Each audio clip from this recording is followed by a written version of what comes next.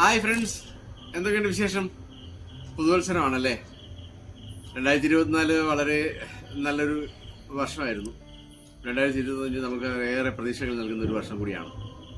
എനിക്ക് നിങ്ങളോട് പറയാനുള്ള ഒരു കാര്യമാണ്. കാരണം എന്ന് വെച്ചിട്ടുണ്ടെങ്കിൽ ജീവിതത്തിൽ നമുക്കെപ്പോഴും നമ്മൾ വിചാരിക്കുന്ന പോലെ ആയിരിക്കണം എന്നില്ല കാര്യങ്ങളൊക്കെ മുന്നോട്ട് പോകേണ്ടത്. നമ്മൾ പല തീരുമാനങ്ങളൊക്കെ എടുക്കും. ആ തീരുമാനങ്ങളൊക്കെ തന്നെ നമ്മൾ ഉദ്ദേശിച്ച പോലെ നമുക്ക് പ്രാവർത്തികമാക്കാൻ പറ്റിയെന്ന് വരത്തില്ല. ഒരു ഹോസ്പിറ്റൽ മാനേജറായിട്ട് വർക്ക് ചെയ്യുന്നതുകൊണ്ട് എനിക്ക് വരുന്ന കോളുകൾ അധികവും തന്നെ രോഗത്തെക്കുറിച്ചും അതുപോലെ തന്നെ അവരുടെ വേദനകളെക്കുറിച്ചും വിഷമങ്ങളെക്കുറിച്ചൊക്കെ ആയിരിക്കും. അപ്പോൾ അവരെയൊക്കെ വേണ്ട മാതിരി കൈകാര്യം ചെയ്യാനും അവർക്ക് വേണ്ട സഹായങ്ങളൊക്കെ ചെയ്തു കൊടുക്കുക, അതാണ് എന്നെ സംബന്ധിച്ചോളം എനിക്ക് ചെയ്യാൻ പറ്റുന്ന കാര്യം.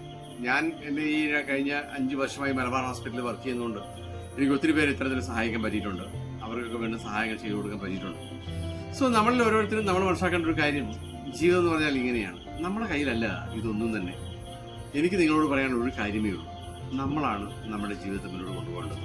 നമ്മുടെ മനസ്സെന്ന് പറയുന്നത് നമുക്കറിയാം അല്ലേ, നമ്മളുടെ പഞ്ചേന്ദ്രിയങ്ങളിലൂടെ കിട്ടുന്ന പല അറിവുകളും ശേഖരിച്ച് വെച്ചിരിക്കുന്ന ഒരു സമുദ്ര സമാനമായ ഒരു സംഭവമാണ്. അതിൽ നിന്നാണ് നമ്മുടെ ജീവിതത്തിൽ സന്തോഷം ഉണ്ടാവുന്നത്, വിഷമം ഉണ്ടാവുന്നത്, വിവേകം ഉണ്ടാവുന്നത്, അതുപോലെ തന്നെ എന്താ പറയുക, പക, വെറുപ്പ് പോലുള്ള കാര്യങ്ങളൊക്കെ ഉണ്ടാവുന്നത് നമ്മുടെ ഈ മനസ്സിൽ നിന്നുകൊണ്ടാണ്. അപ്പോൾ ഈ മനസ്സിനെ പാകപ്പെടുത്തി എടുക്കുക, അതിനനുസരിച്ച് നമുക്ക് ജീവിതത്തിൽ ജീവിക്കാൻ മുന്നോട്ട് പോകാനാവുക, അതാണ് ഒരു വിജയകരമായ വ്യക്തിയുടെ ജീവിതത്തിൽ ഉണ്ടാകുന്ന ഏറ്റവും വലിയ നേട്ടം. നമുക്ക് സന്തോഷം എങ്ങനെ ഉണ്ടാവണമെന്ന് ചോദിച്ചാൽ അത് നമ്മൾ ഉണ്ടാക്കേണ്ടതാണ്. കാരണം സന്തോഷം തേടി പോവുകയല്ല വേണ്ടത്, നമ്മൾ സന്തോഷം സൃഷ്ടിക്കുകയാണ് വേണ്ടത്. ദുഃഖം എങ്ങനെ ഉണ്ടാവണത്? ദുഃഖവും നമ്മുടെ ചിന്തകളിൽ നിന്നുണ്ടാവുന്ന കാര്യങ്ങൾ തന്നെയാണ്. അപ്പൊ ഇതിനെ ബാലൻസ് ചെയ്യാൻ പറ്റിയാൽ നമ്മുടെ ജീവിതത്തിൽ സന്തോഷം ഉണ്ടാക്കാൻ പറ്റും. എനിക്ക് നിങ്ങളോട് പറയാനുള്ളത്, ഹോസ്പിറ്റലുമായിട്ട് ബന്ധപ്പെട്ട് നോക്കിക്കഴിഞ്ഞാൽ നമുക്ക് പല ആളുകളും പല രോഗങ്ങളും നമ്മുടെ ശ്രദ്ധ കൊണ്ട് അല്ലെങ്കിൽ നമ്മുടെ അശ്രദ്ധ കൊണ്ട് നമ്മളിൽ ഉണ്ടാവുന്ന കാര്യങ്ങളാണ്. രോഗം എന്ന് പറയുന്ന അവസ്ഥ നമ്മൾ ശ്രദ്ധിക്കാതെ പോകുന്ന അല്ലെങ്കിൽ നമ്മുടെ അറിവില്ലായ്മ കൊണ്ട് സംഭവിക്കുന്ന കാര്യങ്ങളാണ്. അപ്പൊ ജീവിതത്തിൽ നമുക്ക് സന്തോഷം എന്ന് പറയുന്ന സംഭവം ഉണ്ടാവണമെങ്കിൽ നമ്മളൊരു കാര്യം മനസ്സിലാക്കുക, നമ്മൾ നമ്മളിലേക്ക് ശ്രദ്ധകൾ കൊണ്ടുവരിക.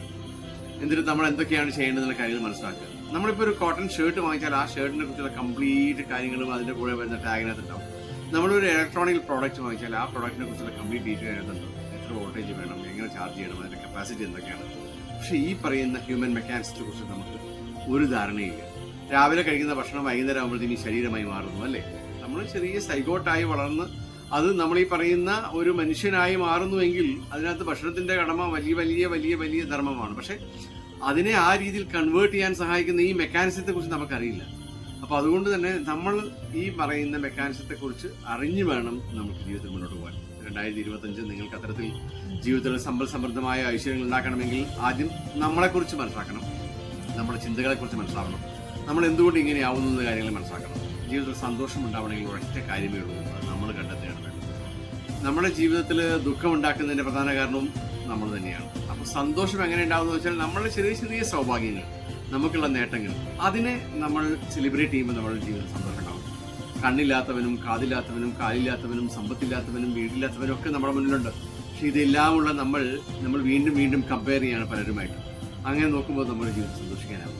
അതേപോലെ ദുഃഖം, സ്ഥായിയായ ഒന്നും നമ്മുടെ ജീവിതത്തിലില്ല, എല്ലാം മാറും അല്ലേ. നിങ്ങൾ മനസ്സിലാക്കേണ്ട കാര്യം, ദുഃഖം എന്ന് പറയുന്നത് നമുക്ക് എന്തുകൊണ്ടാണ്? മാറ്റങ്ങളെ ഉൾക്കൊള്ളാൻ പറ്റാത്തതുകൊണ്ടാണ്. ഇന്നുള്ളതെല്ലാം നാളെ ഉണ്ടാവണമെന്നില്ല. നമ്മൾ തന്നെ ആലോചിച്ച് നോക്കുക, നമ്മുടെ ഈ ജീവിതം പോലും അങ്ങനെയാണ്, നമ്മുടെ ഈ ശരീരം പോലും അങ്ങനെയാണ് അല്ലേ. ഉണ്ടായതാണോ അതില്ലാതാകും. അപ്പോൾ മാറ്റങ്ങൾ ജീവിതത്തിന്റെ ഭാഗമാണ്. അതിനെ ഉൾക്കൊണ്ടുകൊണ്ട് നമുക്ക് മുന്നോട്ട് പോയാൽ നമുക്കറിയാം നമുക്ക് ദുഃഖം ഉണ്ടാവില്ല. ഇപ്പോൾ നമ്മുടെ മക്കളായാലും നമ്മളുടെ മറ്റുള്ള ആളുകളായാലും ഭാര്യ ആയാലും ഭർത്താവായാലും ഒക്കെ അവരിന്നുണ്ടാവുന്ന പോലെ ആയിരിക്കില്ല നാളത്തേക്ക്. കാരണം മാറ്റം, അത് എന്താ പറയുക, മാറ്റമില്ലാത്തതാണ്, അത് നിർബന്ധമായും സംഭവിക്കുന്നതാണ്. അപ്പോൾ അവരൊക്കെ ഇങ്ങനെ ആവും എന്നുള്ള കാര്യങ്ങൾ നമ്മൾ മുൻകൂട്ടി മനസ്സിലാക്കി ഉൾക്കൊണ്ടുകൊണ്ട് മുന്നോട്ട് പോയാൽ നമുക്ക് ദുഃഖം ഉണ്ടാവില്ല. അപ്പോൾ ജീവിതത്തിൽ സന്തോഷം നമ്മൾ നിർമ്മിക്കുകയും ദുഃഖങ്ങളെ നമ്മൾ മിനിമൈസ് ചെയ്യുകയും ചെയ്തുകൊണ്ട് സമ്പൽ സമൃദ്ധമായി മുന്നോട്ട് പോകാനാവട്ടെ.